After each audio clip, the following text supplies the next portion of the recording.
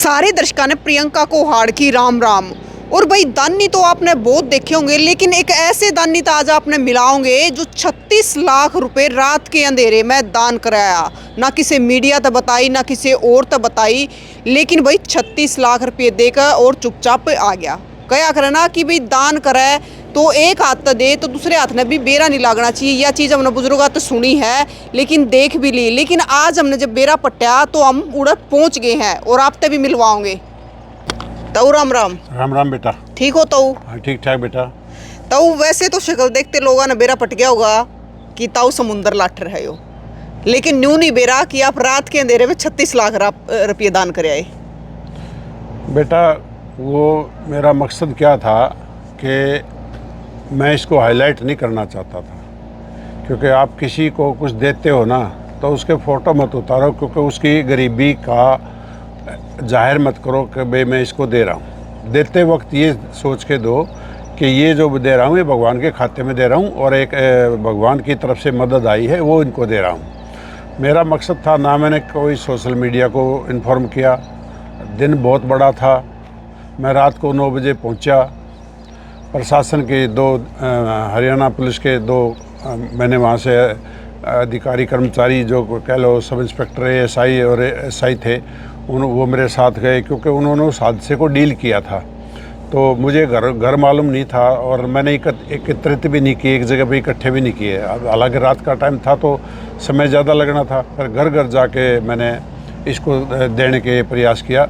उसका कारण एक ही था कि मैं ये चाहता था कि रात को मैंने दरवाजे घूम घूम के ना ढूंढने पड़े और किसी को एक जगह इकट्ठा करके ना कोई किसी शकल देनी थी, कोई रूप देना था जल्द से जल्द उसका, और ना कोई इसको अनाउंस करना था। नहीं तो दिन के टाइम में कहीं भी इकट्ठा कर सकते थे, सबको एक जगह बुला के भी दे सकते थे, सारा मीडिया बुला के भी दे सकते थे। लेकिन तो वो आपका रात के अंधेरे वाला फोटो है ना, वो हमारे दौरा आ गया ग्रुपा में। रात के अंधेरे वाला फोटो इसलिए आ गया ना बेटा, जब जिनके घर गए थे ना उन्होंने किसी एक सोशल मीडिया वाले को बुला लिया। आई थिंक वो कपूर करके है शायद उसका नाम, मुझे नहीं पता क्या नाम है। उन्होंने बुला लिया। उसने जैसे इसको लाइव चलाया तो वो शहीदों के मीडिया के अंदर जो है ना वो चीज़ चली गई, और जो वहाँ के पत्रकार थे, यूट्यूबर थे या सोशल मीडिया चलाने वाले थे, उनकी वहाँ पर एक एक करके 2 घंटे मेरे इसलिए लगे, जबकि काम तो मेरा 15-20 मिनट में निमट जाना था। वो एक एक करके आता रहा और सबको फिर 1-1 मिनट की बाइट तो देनी पड़ती है, क्योंकि देखो हम पत्रकारों का रिस्पेक्ट तो करते हैं, क्योंकि ये अच्छे काम के लिए प्रचार भी करते हैं और समाज में कुछ जागृति भी पैदा करते हैं, इसलिए हमने 1-2 मिनट उनको भी दी। तो थोड़ा वो हादसा बताओ कि हादसा होया था यूसुफ बिद्दो में? हादसा ये था कि 7 मार्च को शायद 7 मार्च ही था, मुझे एग्जैक्ट डेट भी नहीं मालूम है, 7 मार्च ही था शायद। एक कोई बगैर लाइसेंस की पटाखा फैक्ट्री थी और वो लाइसेंस नहीं था, तो इस वजह से वो जहाँ वो बनाते थे वो बम, उसको बाहर से लॉक कर देते थे ताकि कोई भी किसी प्रशासन का आदमी आए तो उसको ये ना पता चले यहाँ पर ये काम हो रहा है। अब वो बंद कमरे में वो काम होता था। अब वो बारूद तो होती है, बारूद में कोई विस्फोट हो गया और वो बेचारी जो लेडीज थी उसके अंदर 12 तो जिंदा जल गई वहीं, मतलब ये सब। हाँ, और कुछ 5-7 घायल भी हुई होंगी शायद। तो मतलब कोई निकलने का रास्ता नहीं था, कोई दूसरा गेट नहीं था, एक गेट था, उस पर बाहर से ताला बंद था। तो ये एक हादसा मतलब बच सकता था अगर गेट खुला होता तो, और दूसरा गेट होता तो, या गेट पे ताला ना होता तो इतने तक तो उनका सबका बेचारे को जिंदा जलना एक इंसान के लिए कितना दर्दनाक होता, आप समझ लो। मुर्दा जलते को नहीं देख सकते हम, जिंदा जलते को कैसे देख सकते हैं। तो ये एक बहुत बड़ा हादसा हुआ और वो सब बेचारी लेबर क्लास थी, दिहाड़ी पे जाती थी और गरीब घरों की महिलाएं थी। इसलिए ये इस हादसे में मुझे जाने की मैंने सोची और मैं वहाँ गया, और ना मैंने कोई प्रशासन साथ लिया, सिर्फ रास्ता बताने के लिए 2 कांस्टेबल पुलिस के आदमी साथ लिए थे और 2-3 गौशाला के आदमी जो वहाँ के लोकल शहीदों गौशाला के थे, स्वामी गोरक्षचंद गौशाला, उसमें मैं रेगुलर जाता हूँ, हर साल जाता हूँ। आज भी वहाँ फंक्शन है, तो मतलब इसलिए उनको मैंने साथ लिया, क्योंकि मैं तो बाहर का व्यक्ति हूँ, ना घर जानता था, ना गली जानता था, ना हादसे की जगह जानता था। तो वहाँ जाके हमने प्रति महिला को 3-3 लाख रुपए, 12 महिलाओं को 36 लाख रुपए उनको दिए।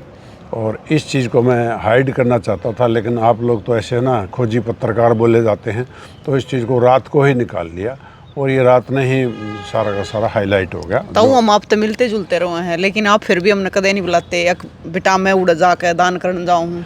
बेटा मैं किसी को भी नहीं लेगा था, मैंने लोकल भी नहीं, सफ़ेदों को भी नहीं बुलाए थे। और मेरा ये इरादा होता था, तो आप तो मेरे से रेगुलर मिलते हो, सामाजिक सब्जेक्टों पर भी काफ़ी आप विचार लेके जाते हो, लेकिन मेरा कोई विचार होता तो बेटा मैं आपको अवश्य बुलाता। मैंने बुलाना ही नहीं था किसी को भी, और कोई प्रेस का आदमी नहीं बुला रखा था, कोई अखबार नहीं बुला रखा था। अगर ये काम करना होता तो मैं दिन के समय में करता ना। लेकिन तो देखो जब बुराई फैल सका है तो अच्छाई भी तो थोड़ा लोगों को पता चलनी चाहिए ना। तो ठीक है, उस बात के लिए तो मैं मना नहीं करता। कल भी एक रेवोल्यूशनरी वाला आया था, उसको भी दे दिया मैंने इंटरव्यू, आप आए, आपको भी मैंने मना नहीं किया। लेकिन वहाँ पर मैं इस चीज़ को हाईलाइट नहीं करना चाहता था।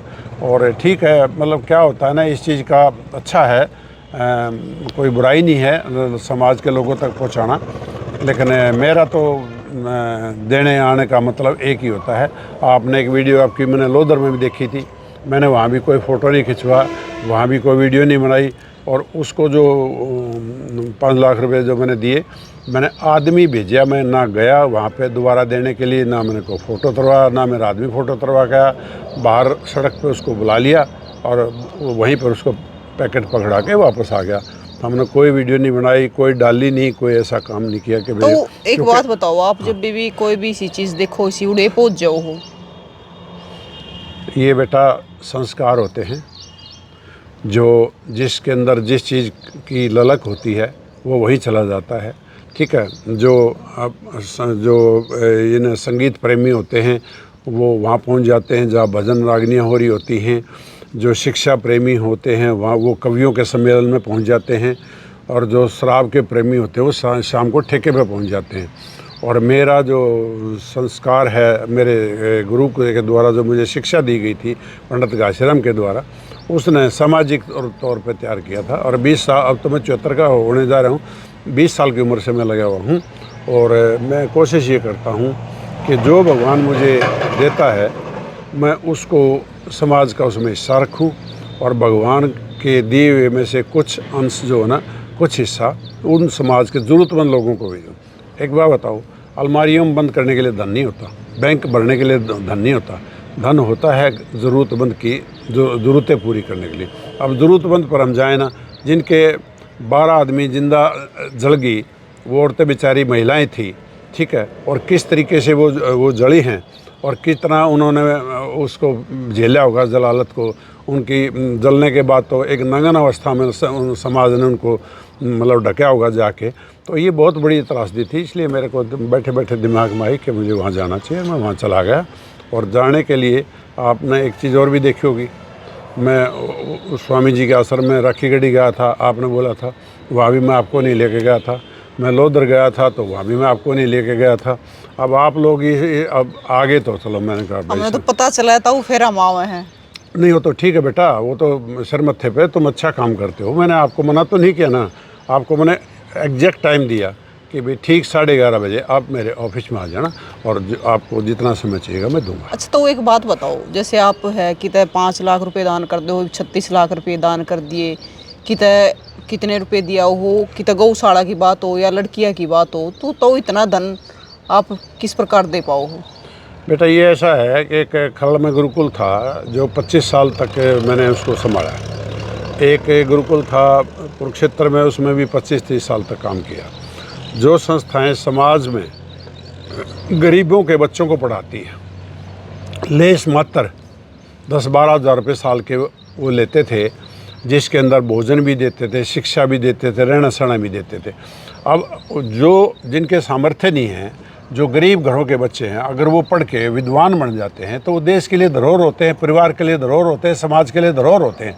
ऐसे बच्चों को पढ़ाने के लिए मैं 25-30 साल एक संस्था में लगा रहा हूँ। तो ये तो आज से नहीं है, मैं 20 साल की उम्र से इस काम को करता हूँ। और मतलब मैंने तो किसी भी स्टेज पे, अब लोग अनाउंस कराने लग गए, मैं किसी भी स्टेज पे अनाउंस नहीं करता था।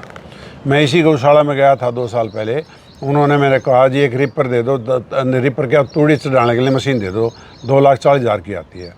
मैंने उनको 10 लाख रुपए दे दिए, मगर तुम्हें एक नहीं, आई थिंक 11 लाख रुपए थे, वो याद भी नहीं है मेरे को। तो मैंने उनको दे दिए, मैं भाई एक नहीं तुम 4 मशीनें ले लो। क्या होता है, अब कहीं गौशाला जुलाना में ट्रैक्टर भी और रिपर भी दिया था तूड़ा बनाने के लिए। हम अगर इस पैसे को समाज को नहीं देंगे तो क्या करेंगे? साथ तो जाना नहीं है। परमात्मा का एक लेख है कि नंगे पैदा हुए थे और नंगे जलाए जाओगे, ठीक है? तो क्या करेंगे इस पैसे का? अगर समाज का हिस्सा नहीं है तो फिर उस जीवन का कोई फ़ायदा नहीं है। रही बात कहाँ से आता है, वही देता है और वही लेता है, उसी का होता है। मेरा तो कोई होता नहीं इसके अंदर, मेरा तो कोई इसमें वो नहीं है कि मैं देखा। मैं तो एक ही बात करता हूँ, परमात्मा मुझे जिस लायक रखेगा उसमें से समाज का हिस्सा बना रहेगा। तो एक बात बताओ, जिस प्रकार से हमने देखा है सोशल मीडिया का जो आज दौर है, लोग 2 कीड़े की फड़ी देकर भी फोटो खिंचवा ले हैं। देखो ये मैं एक बात मानता हूँ, आप किसी को कुछ देते हो ना, कोशिश करो उसके साथ उसका फ़ोटो मत बनाओ। आप तो दानी बनने के लिए अपने फ़ोटो बना लेते हो, जो लेता है उसकी भी तो कोई इज्जत होती होगी, उसका भी तो कोई रिस्पेक्ट होता होगा। मैंने एक दिन लिखा था, एक जो गार्ड की नौकरी करता है, चौकीदार होता है, वो भी अपने घर में मालिक होता है। हर व्यक्ति कहीं न कहीं मालिक है, हर व्यक्ति को इज्जत होती है। आप उसकी गरीबी को मत उछाड़ो, उसके अपना साहूकारा उछालने के लिए उसकी गरीबी को मत उछाड़ो, क्योंकि वो बेचारा असहाय व्यक्ति है, उसको ज़रूरत है और वो मदद ले रहा है, और मदद आप नहीं कर रहे, मदद परमात्मा करता है। आप अगले सांस का भी भरोसा नहीं आएगा कि नहीं आएगा उसकी मर्ज़ी के बिना। ये जो कुछ होता है सब उसकी मर्ज़ी से होता है। और फ़ोटो वोटो नहीं तरवाना चाहिए, ना इनकी वो वीडियो बनानी चाहिए, क्योंकि ये उन लोगों का मजाक है जिन लोगों को ये मदद मिलती है, और ऐसा नहीं करना चाहिए अपनी चमकाने के लिए। अच्छा, एक बात और मैंने देखी है, हमारे मोस्टली लोग जो ना वो एक हल्के में लगे रहते हैं, क्योंकि उन्होंने राजनीति करनी होती है। अब मेरे को कहते हैं भी, यो सवाल भी तो मैंने पूछना था आपसे, चलो तो पूछ आप ले। तो जुलाना था और आप सफीदों मदद कर रहे हो। नहीं मैं तो आप उधर लोधर कर आए थे हुए उचाना वो में। उचाना है बेटा, ऐसा होता है ना, ज़्यादातर लोग क्या करते हैं, इसके माध्यम से अपना चमकना चाहते हैं। चमकना क्या है, एक हल्के के अंदर लगे रहते हैं। मैं अभी एक बात कहूँगा, एक महम के अंदर और एक यहाँ जींद के अंदर 2 व्यक्ति थे जिन्होंने लड़कियों के लिए बसें लगाई थी, ठीक है, और अपने हल्के के अंदर लगाई थी। और वो महम वाले व्यक्ति तो MLA भी बने, और जिस दिन वो अगला चुनाव हारे उन्होंने उसी दिन वो बसें बंद कर दी। और यहाँ जींद वालों ने भी वो बसें, उनको टिकट नहीं मिली तो अगले दिन वो बसें बंद कर दी। तो मैं एक बात कहता हूँ, आप दान कर रहे हो या अपनी राजनीति कर रहे हो, अपने स्वार्थ की पूर्ति कर रहे हो या राजनीति कर रहे हो। अब आपने राजनीति करनी है तो पैसा का आप इस्तेमाल करके, साहूकारा दिखा के, मददगार बन के, ठीक है, कर रहे हो, वो कोई बुराई नहीं है।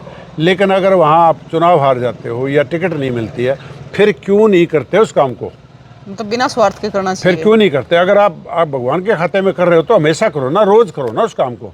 क्योंकि यहाँ कोई, देखिए मेरी बात सुनिए, ना यहाँ प्रशासन से मदद लेनी, ना यहाँ किसी पार्टी से परमिशन लेनी। हाँ, सिर्फ आपने कहीं पूछना है तो अपने माँ बाप से पूछना है कि मैं ये काम कर सकता हूँ नहीं कर सकता हूँ। इसके बाद आपने किसी समाज के व्यक्ति से पूछने की जरूरत नहीं है। सामाजिक काम कोई भी करो, कोई रोकता नहीं है और करने से कोई रोकता नहीं है।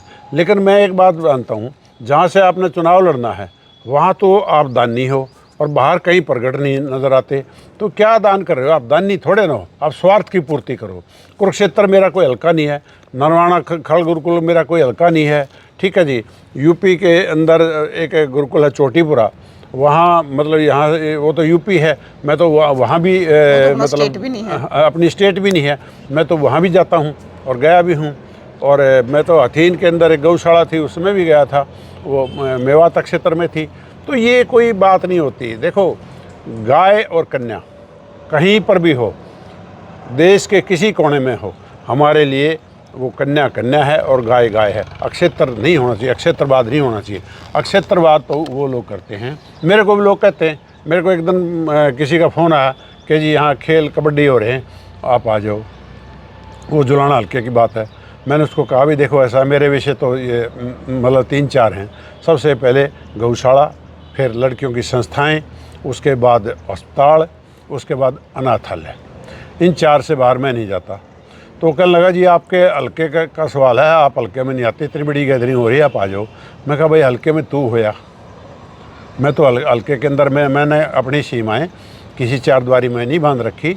मेरे लिए समाज पहले है और मेरे लिए जो मैंने क्षेत्र बताए हैं भाई गऊ और कन्या मेरे लिए सर्वप्रथम है, इसलिए और जो ज़रूरतमंद आदमी है उसकी मदद करना हमारा काम है। ये नहीं हमें करना चाहिए कि भाई हम उस हल्के में काम करेंगे और उसमें नहीं करेंगे, ये तो गलत चीज़ है। हमें तो देखना चाहिए कि भाई कोई भी आए कोई भी जाए उससे कोई मतलब नहीं, हमें तो मानव सेवा करनी है, जीव सेवा करनी है, जंतु सेवा करनी है, न कि हम ना स्वार्थ पूरा करना है।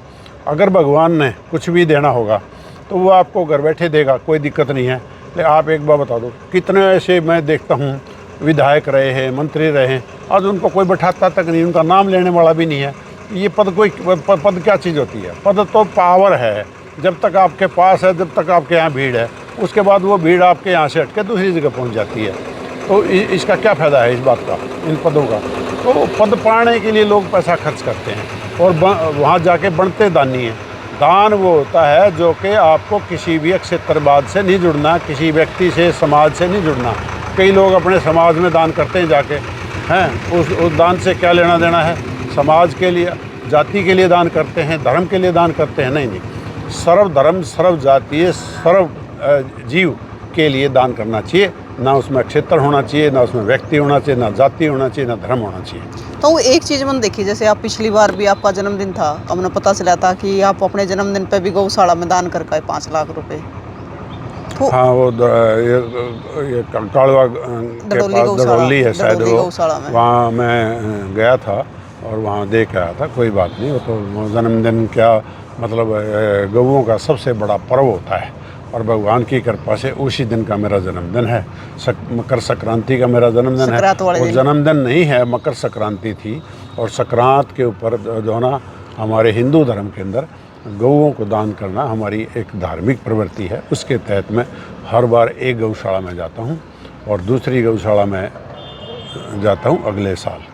तो देखो, जितना हम आपने जाने हैं, आप तो मिलते जुलते रहो, हमने पता चला है जैसे बाहर से भी, तो जड़े थी हमने देखा आप लड़कियों के लिए, गऊओं के लिए आड़े मतलब खूब दान करो, चाहे गुरुकुल की बात हो या फिर गौशाला की बात हो। कभी मंदिर में दान नहीं करते?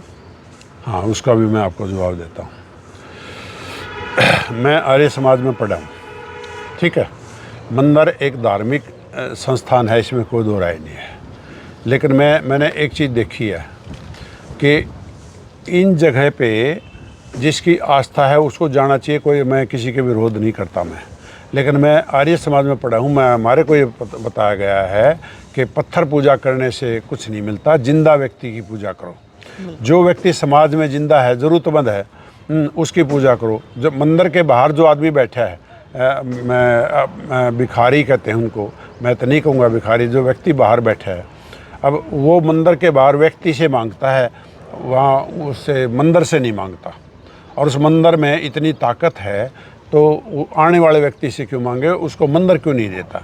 तो मैं एक चीज़ को नहीं ठीक नहीं मानता कि पत्थरों की पूजा की बजाय जिंदे इंसान की पूजा करो। अपने माँ बाप को तो मानो ना, और आप ये जो पंथ चला रहे, संत चला रहे हैं, इनके वहाँ पर जाकर आप उनके जूठे बर्तन धोते हो, वहाँ जाकर आप कार सेवा करते हो और घर में माँ बाप की सेवा नहीं करते। क्या फ़ायदा है ऐसा काम करने के? काम क्या उसको कौन सा होता है? काम वो होता है जिसके करने से कोई फलीभूत हो, किसी को लाभ हो, उस काम को करना चाहिए, ठीक है। आप मंदिरों में चले जाओ, मंदिरों ने उस चढ़ावे से हॉस्पिटल बनाने चाहिए, स्कूल बनाने चाहिए, गौशालाएँ बनानी चाहिए। उस चढ़ावे को कौन लेके जाता है, कहाँ जाता है, हमें आज तक नहीं समझ में आया। और कई जगह तो मशीनों से नोट, तिरुपति बालाजी और मशीनों से नोट गिनते हैं। उन्होंने उस पैसे को समाज के ऊपर खर्च करना चाहिए, सामाजिक संस्थाएं खोलनी चाहिए, स्कूल हॉस्पिटल खोलने चाहिए। आज हो क्या रहा है, आज शिक्षा और चिकित्सा बेची जा रही है। एक गरीब आदमी को अच्छा इलाज नहीं मिलता, एक गरीब आदमी के बच्चे को अच्छी शिक्षा नहीं मिलती। 1.5 लाख रुपए तनख्वाह लेने वाला अध्यापक अपने बच्चों को 10,000 रुपये तनख्वाह लेने वाले प्राइवेट स्कूल में भेज के आता है। तो क्या करोगे ऐसे स्कूलों का, क्या करोगे ऐसे अस्पतालों का, जहाँ पर इलाज के बजाय बाहर लोग अब प्राइवेट अस्पतालों में भी क्या हो रहा है, प्राइवेट स्कूलों में भी क्या हो रहा है, वो भी व्यापार कर रहे हैं। उनको व्यापार नहीं करना चाहिए। शिक्षा और चिकित्सा बेचने का विषय नहीं है, ये समाज को बांटने का विषय है। और धन और विद्या जितना भी दान करोगे उतना ही आप फलीभूत होगे, उसका आपको भगवान अवश्य लाभ देगा, क्योंकि ये दोनों दान करने की चीज़ें। जिसको शिक्षा दे सकते हो, पढ़ा सकते हो, पढ़ाओ, और जिसकी आर्थिक मदद कर सकते हो, करो, इसलिए करते हैं। तो जी एक बात बताओ, आप अपनी तरफ से जो युवा है आज के, चाहे लड़के हो या लड़कियां हो, तो उनको क्या कहना चाहोगे? देखो, मैं आज के युवाओं को एक बहुत बड़ी बात बताना चाहता हूँ आपके वीडियो के माध्यम से। ये जो सरकारी नौकरियों के पीछे लग के ये 30-30, 35-35 साल के बेरोज़गार घरों में बैठे हैं, इनको शुरू दिन से सबसे पहले तो हमारी एजुकेशन में एक डिफ़ॉल्ट है कि हम BA कराते हैं, हमें टेक्निकल एजुकेशन देनी चाहिए। एक व्यक्ति को टेक्निकल बनाना चाहिए। एक 5,000 रुपये एक car mechanic, fridge mechanic, TV mechanic रोज़ 5,000 रुपये कमाता है और 1.5 लाख रुपये महीना उसका हो गया, ठीक है। और उसने किसी का दरख्वास्त नहीं लानी, आज सीख के निकलो तो काम करना शुरू कर देगा। एक तो सबसे पहले तो इन्होंने टेक्निकल एजुकेशन की तरफ ध्यान देना चाहिए। ये BA नहीं करनी चाहिए। ये आज 22,000 रुपये में MA और PhD नौकरी करने लग रहे हैं। ये शोषण नहीं है तो क्या है? जब देश में इस चीज़ की ज़रूरत नहीं है तो ऐसी शिक्षा क्यों लेते हो? आप एक तो टेक्निकल एजुकेशन लो। दूसरा ये है, अपने आप को सरकारी नौकरी के लिए कभी तैयार ही ना करो। माइंड सेट कर लो कि मैंने प्राइवेट सेक्टर के लिए तैयार होना। जो कैपेबल आदमी होते हैं उनको आप मेल डालो नौकरी के लिए। आज आपका इंटरव्यू है, कल आपकी अपॉइंटमेंट है।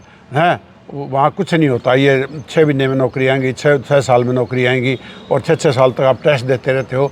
इससे बचने की ज़रूरत है। अगर आप इससे नहीं बचोगे तो बेरोज़गारी के में झोंक दिए जाओगे, और झोंके जा रहे हो और बेरोज़गार होते जा रहे हो। और ये जो आज क्राइम रेट बढ़ा है, इसका सबसे बड़ा जिम्मेवार बेरोज़गारी है। और ये बेरोज़गारी इस तरीके से होगी। और एक और सबसे बड़ा नुक्स हो गया है कि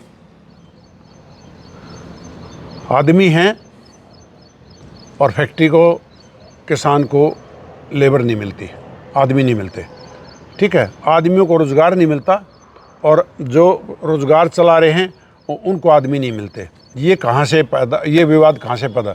जब आदमी हैं तो उनको मिलने चाहिए, और जब नौकरी है तो उनको मिलनी चाहिए।